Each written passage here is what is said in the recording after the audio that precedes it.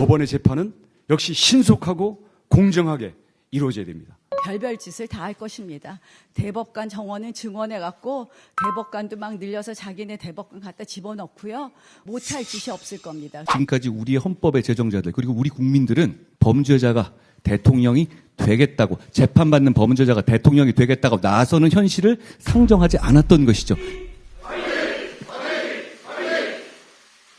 검찰 수사는 신속하고 철저하게, 그리고 법원의 재판은 역시 신속하고 공정하게 이루어져야 됩니다. 지연된 정의는 부정의입니다. 지금 다수 여당을 앞세운 재판 지연, 수사 방해, 그리고 국민적인 의혹이라는 정치적인 핑계를 대서 모든 것을 국회의 특검의 장으로 끌고 오려는 이런 민주당의 사법 정의를 짓밟고 국가를 비정상 국가로 끌고 가는 이러한 무도한 정쟁 시도에 대해서 우리 국민의힘은 단호히 맞서 싸워야 되고, 정말 이런 주제를 논의해야 되는 지금 상황이 너무나 끔찍하고 이렇게 법치와 상식이 무너진 대한민국이 안타깝습니다. 이런 끔찍한 일이 진짜 벌어진다면 저희가 이런 법적 논란을 할 필요도 없을 것이다. 이재명 당대표를 아버지라고 부르는 저 당이, 아버지인지 어머니인지 부르는 당이 그대로 놔두겠느냐. 별별 짓을 다 할 것입니다.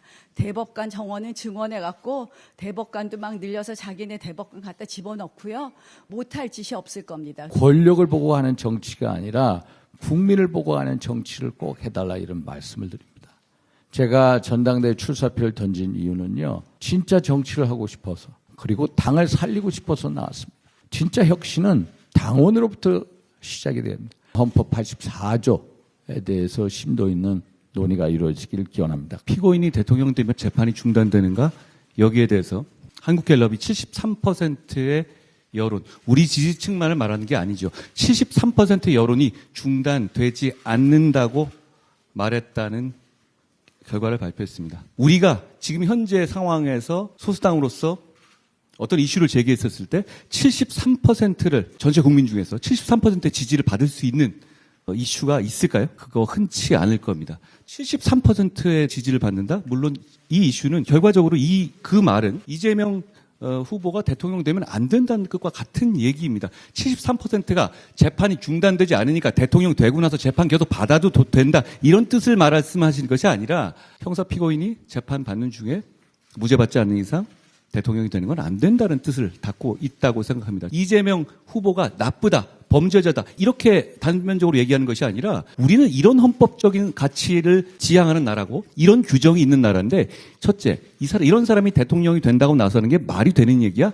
라고 생각하시고, 둘째, 된다고 해도 정말로 큰 혼란이 올 수밖에 없겠는데? 라고 생각하시게 만드는 방식이 우리의 싸움의 주요한 방식이라고 생각합니다. 이 이슈를 그렇게 진지하게 보는 법학자들은 없었다는 겁니다. 왜냐하면 지금까지 우리의 헌법의 제정자들 그리고 우리 국민들은 범죄자가 대통령이 되겠다고, 재판받는 범죄자가 대통령이 되겠다고 나서는 현실을 상정하지 않았던 것이죠.